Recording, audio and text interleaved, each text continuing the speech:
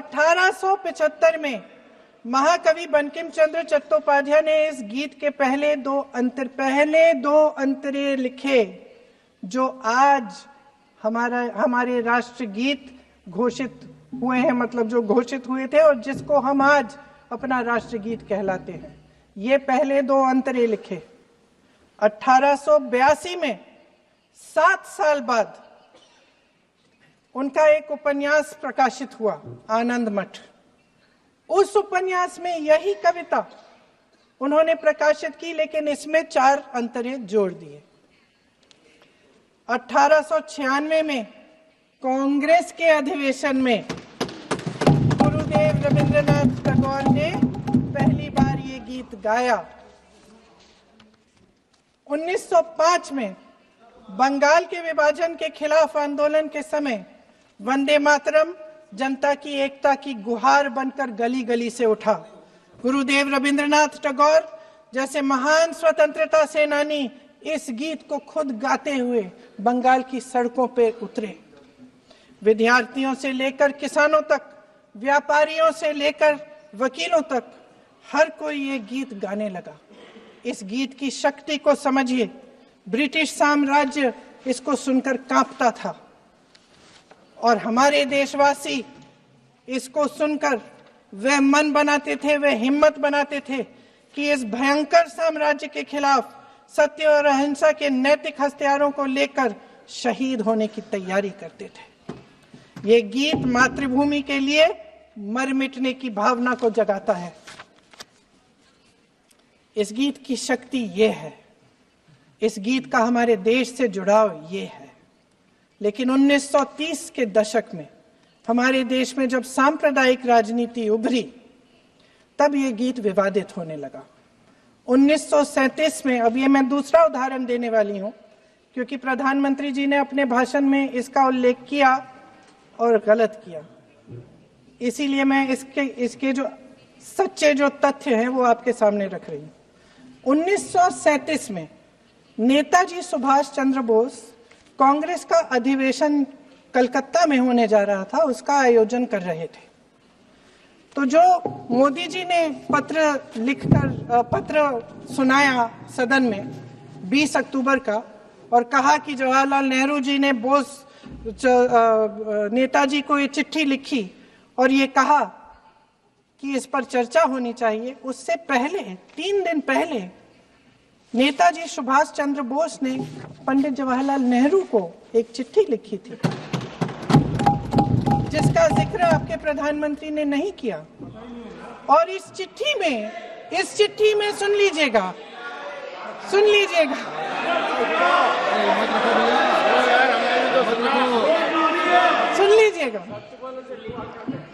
आप नेताजी के लफ्ज नहीं सुनना चाहते?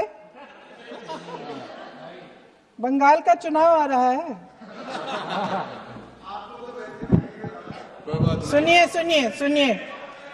सुनिए। हाँ, कोई बात नहीं, हम तो देश के लिए हैं। हम देश के लिए हैं। आप चुनाव के लिए हैं, हम देश के लिए हैं। हम जितने भी चुनाव हारे, हम यहाँ बैठे रहेंगे और आपसे लड़ते रहेंगे और आपकी विचारधारा से लड़ते रहेंगे। अपने इस देश के लिए, अपनी इस मिट्टी के लिए लड़ते रहेंगे। आप हमें रोक नहीं सकते।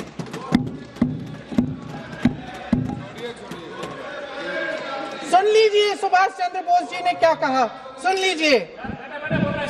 My dear Jawahar, reference Vande Mataram, we shall have a talk in Calcutta and also discuss the question in the working committee if you bring it up there.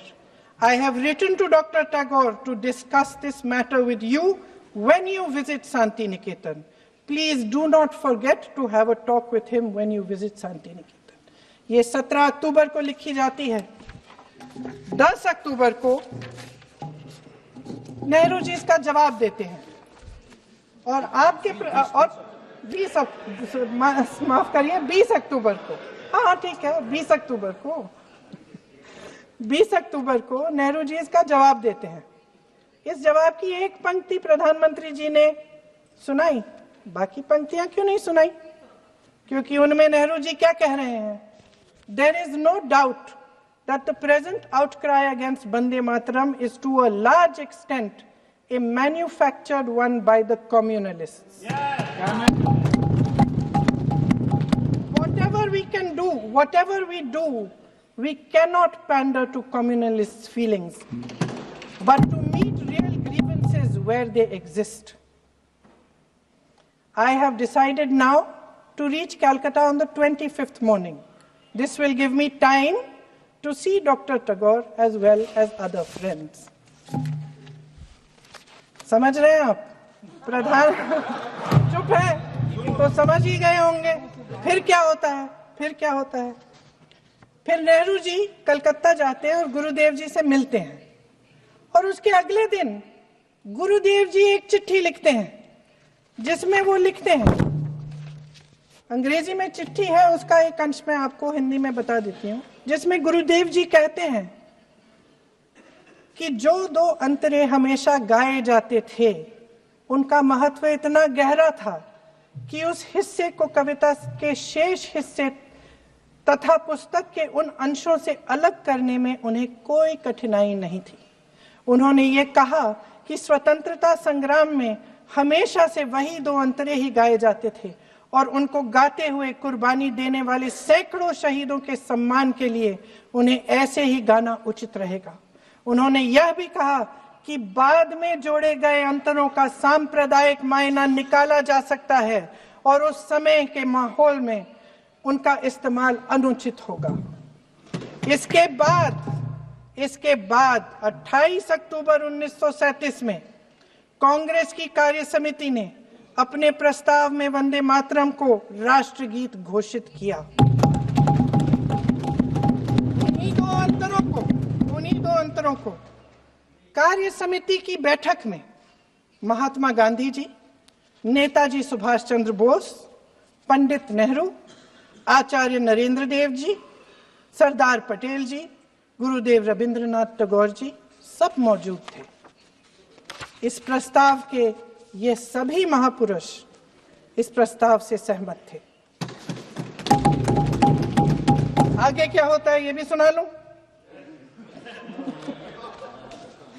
Bharat की आजादी के बाद जब इसी गीत के इन्हीं दो अंतरों को 1950 में डॉक्टर राजेंद्र प्रसाद जी ने संविधान समिति में भारत का राष्ट्रगीत घोषित किया, तब लगभग यही महापुरुष मौजूद थे। इनके साथ साथ B.R. अम्बेडकर जी भी सभा में थे और इनके साथ साथ मेरे सत्ता पक्ष के साथियों के नेता श्री श्यामा प्रसाद मुखर्जी भी मौजूद थे।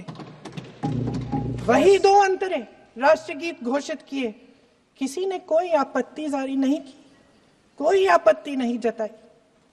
वैसे इन तथ्यों के साथ जुड़ा एक और तथ्य भी है जो मैं यहाँ पे आपके सामने रखना चाहती हूँ।